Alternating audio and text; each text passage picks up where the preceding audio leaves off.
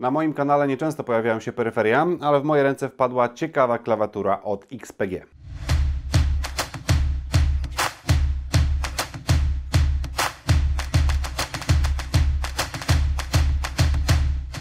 Moi drodzy, witam Was bardzo serdecznie. Marka XPG pewnie kojarzy Wam się bardziej z pamięciami RAM lub też dyskami SSD, ale w swojej ofercie mają także klawiaturę XPG Summoner, czyli przywoływacz.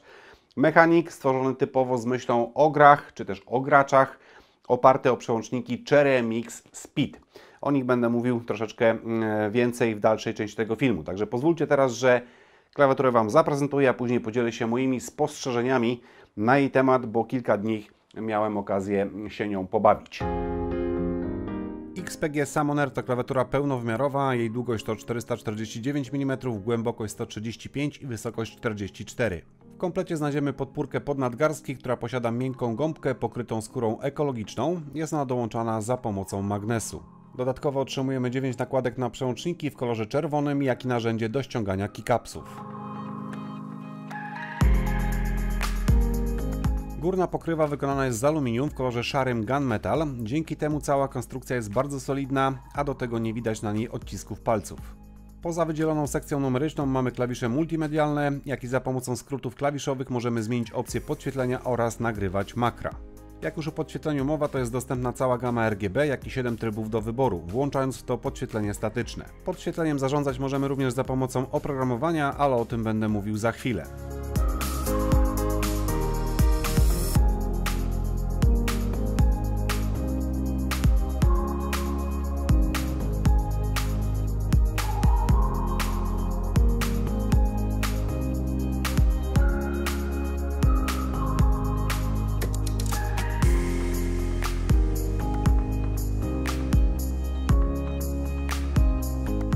Na prawej górnej krawędzi klawiatury znajduje się przycisk do wyciszenia dźwięku, solidna metalowa rolka do zmiany głośności oraz 3 diody. Pierwsza informuje nas o włączeniu trybu gracza, ten uruchamiamy wciskając jednocześnie klawisze FN i F6, druga dioda do indykacji włączenia-wyłączenia sekcji numerycznej i trzecia do caps locka. Przełączniki, jak już wspominałem wcześniej, to liniowe Cherry MX Speed. Ich aktywacja następuje po przebyciu zaledwie 1,2 mm, czyli można powiedzieć natychmiastowo, a siła, jaką trzeba użyć, to 45 gram. Przewidziana żywotność przełączników to 50 milionów kliknięć. Są one bardzo ciche, zresztą sami posłuchajcie.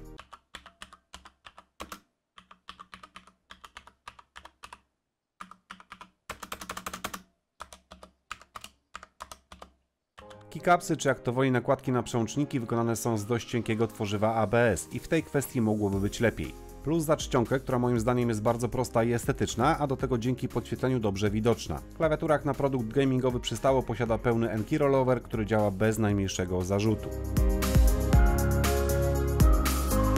Spód klawiatury to dobrej jakości tworzywo, mamy rzecz jasna 4 gumowane podkładki antypoślizgowe, jak i 2 nóżki do zmiany kąta nachylenia, także gumowane od spodu. Przewód jest w oplocie, dość gruby i niestety sztywny, a to za sprawą 2 końcówek USB. Jedna do zasilania klawiatury, druga zaś do portu USB znajdującego się na tyle. Niestety port USB jest w standardzie 2.0, a szkoda. Teraz kilka słów o oprogramowaniu. Dzięki niemu w łatwy sposób zarządzać możemy podświetleniem. Do wyboru jest kilka wbudowanych trybów, a dostępną mamy całą gamę RGB. Po przełączeniu na funkcję Canvas dochodzą nam jeszcze 3 dodatkowe opcje, jak Fire, Rain i Audio. W zakładce Key pod każdy klawisz przypisać możemy dowolną funkcję, a w zakładce Gaming zablokować możemy klawisz Windowsa, skrót klawiszowy Alt plus Tab oraz Alt F4. No i oczywiście mamy osobną zakładkę do tworzenia makr.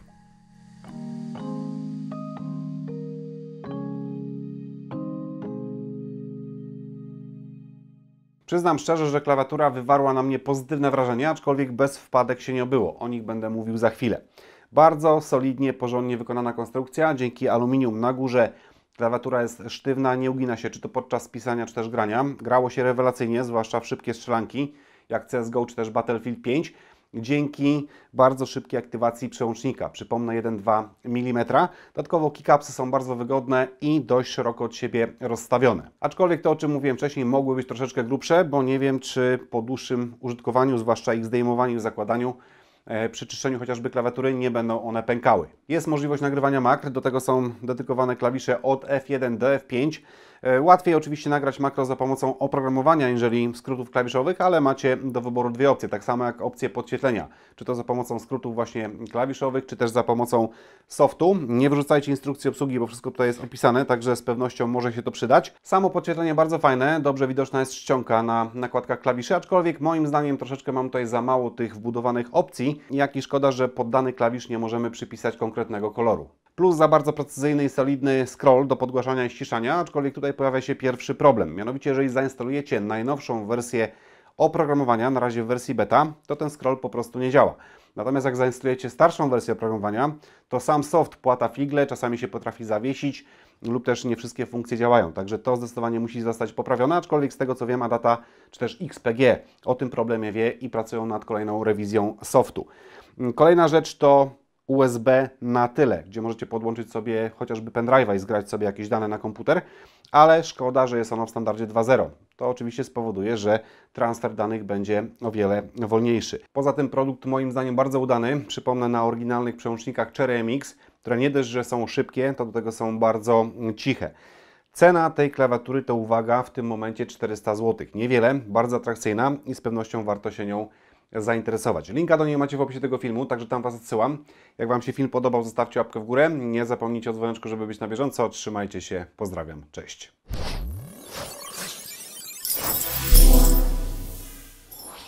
Zapraszam do mojego sklepu komputerowego blackwhite.tv.